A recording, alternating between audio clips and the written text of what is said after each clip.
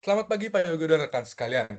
Pada kesempatan hari ini, kami akan membahas poster infografis pada case 7 dan 9 sebagai bahan laporan UAS mata kuliah Cybersecurity. Poster ini merangkum dua topik besar yang kami bahas dalam laporan.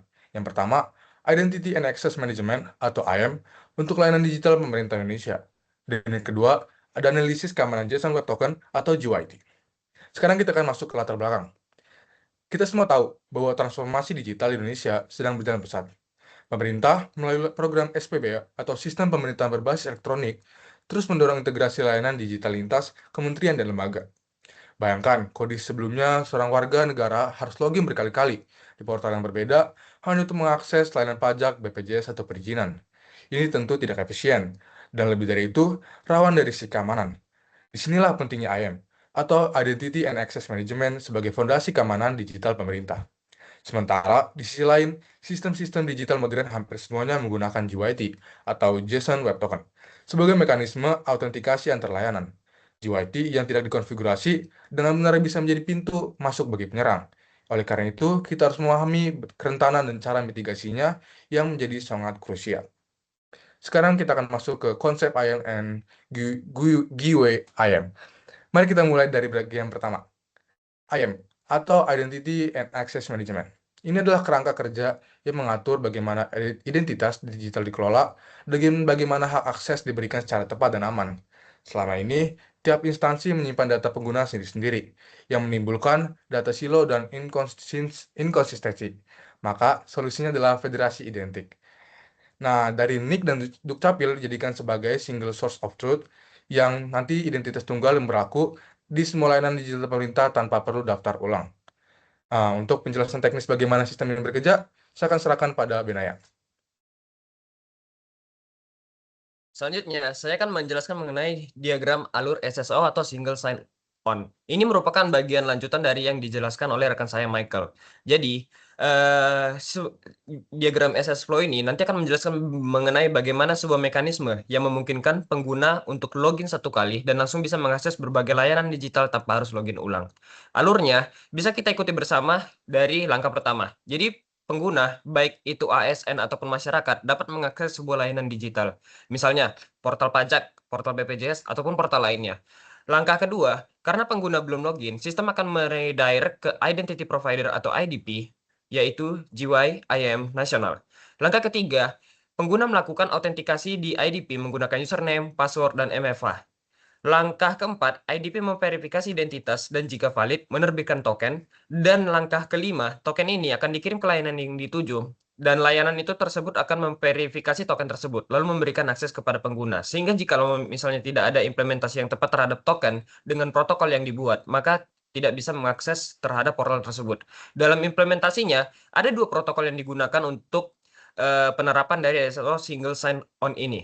Untuk sistem lama atau legacy, dia menggunakan SAML 2.0 yang berbasis XML, sedangkan untuk sistem modern, termasuk aplikasi mobile atau microservice, direkomendasikan menggunakan OpenID, Connect atau IODC, yang menggunakan format JSON yang lebih ringan dan fleksibel. Pendekatannya bisa saja bersifat hybrid, dipertahankan untuk pada sistem yang lama, sementara IODC secara bertahap menjadi standar ke depannya untuk dalam pengembangan suatu apps yang digunakan oleh kepemerintahan. Lalu, yang menjadi poin selanjutnya adalah mengenai federasi identitas berbasis Dukcapil atau NIK.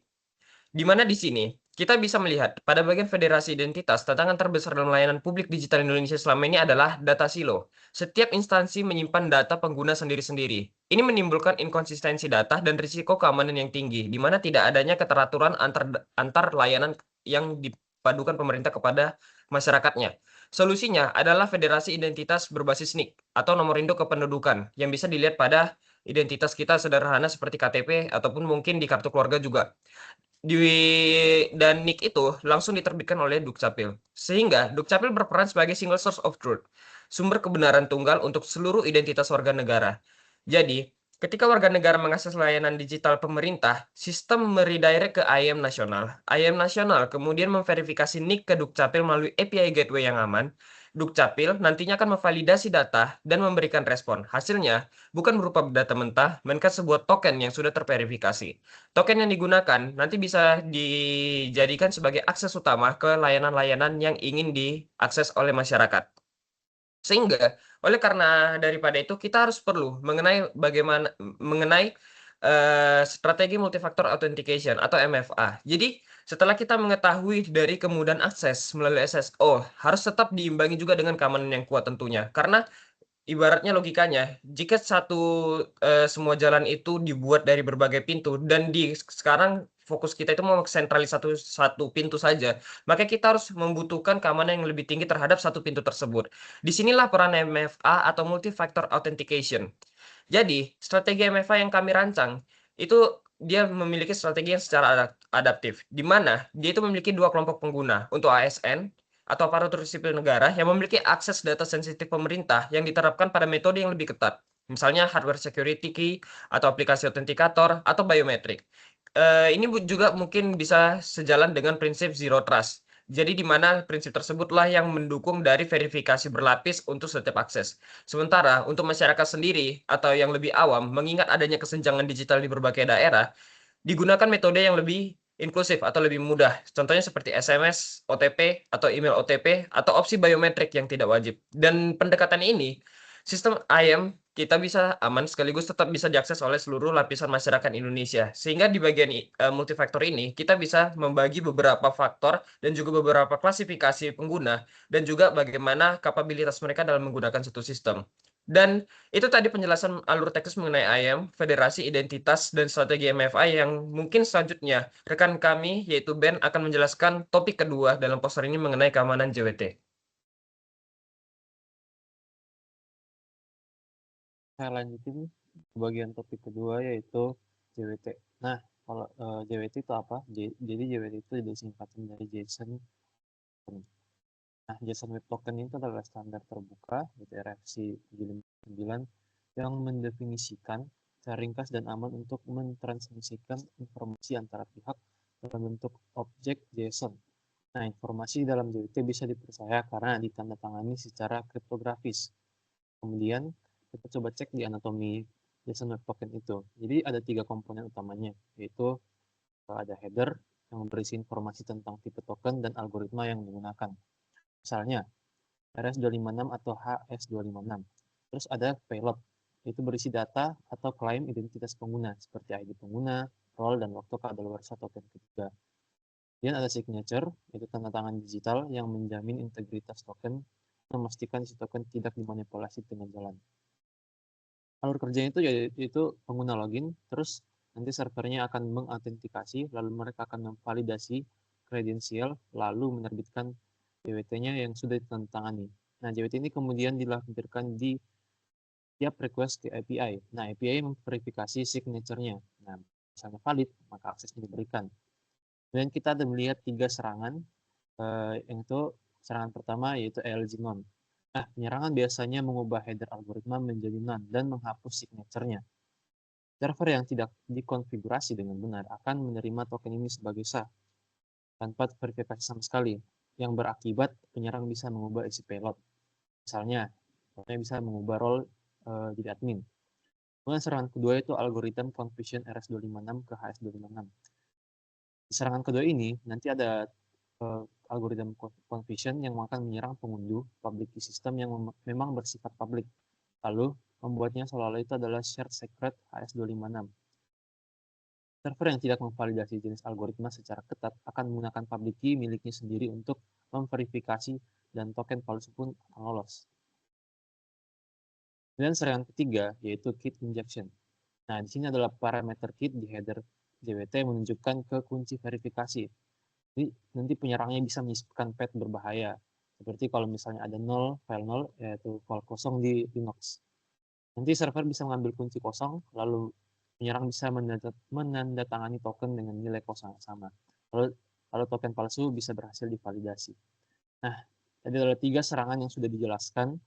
Kemudian Farel akan menutup dengan solusi dari pertahanannya dan juga kesimpulan dari presentasi kami. Oke, terima kasih. Selanjutnya saya akan menjelaskan tentang bagaimana cara kita menangkal ancaman-ancaman tersebut. Setiap serangan pada JWT yang terjadi dijelaskan sebenarnya memiliki defense atau pertahanannya sendiri gitu. Pertama, untuk mencegah ALK non-attack, Solusinya adalah sistem harus bisa menolak semua token dengan algoritma non secara default. Jadi kita hanya boleh menerima algoritma dari wishlist yang sudah ditetapkan dengan tegas. Yang kedua, untuk algoritma confusion, kita harus hardcode algoritma yang diizinkan untuk langsung disisi ke server. Aturan emasnya itu kayak jangan pernah percaya pada parameter alg yang dikirim dari header token pengguna. Nah, kemudian yang ketiga itu ada kit injection, itu kita wajib melakukan validasi dan sanitasi pada nilai kit secara ketat gitu. Pastikan juga kita menggunakan wishlist absolute biar membatasi sumber kunci yang bisa diperoleh gitu. Oke, kemudian ada satu pertanyaan yang mendasar yang penting untuk dijawab juga, itu mengapa sistem berskala besar seperti IAM pemerintah harus menggunakan algoritma sistem asimetris seperti RS256 dan bukan simetris seperti HS256. Alasannya gini, dengan HS256 seluruh server yang terlibat dalam proses verifikasi token harus mengetahui satu shared secret key yang sama. Bayangkan jika ini diterapkan di ratusan layanan lintas kementerian. Jika ada satu titik saja yang bocor dan dikompromikan, maka seluruh ekosistem keamanan bisa runtuh.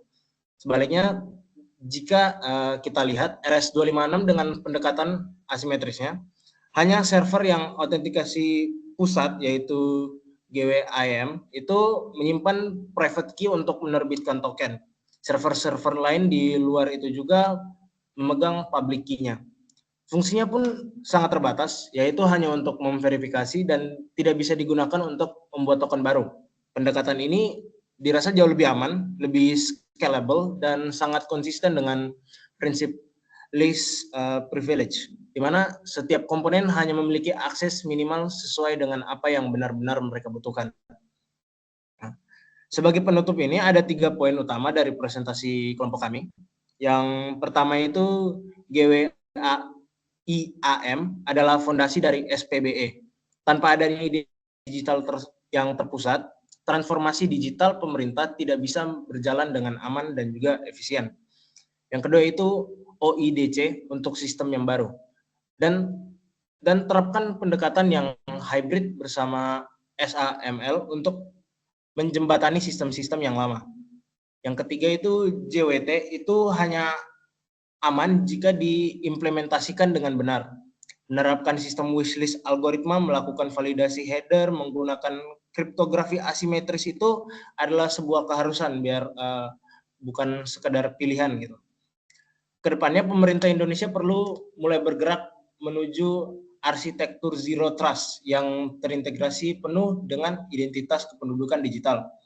Ini bukan lagi sekedar tren teknologi, tapi ini kebutuhan nyata dan mendesak untuk bisa menghadapi ancaman cyber yang kini semakin kompleks. Sekian presentasi dari kelompok kami, terima kasih atas perhatiannya.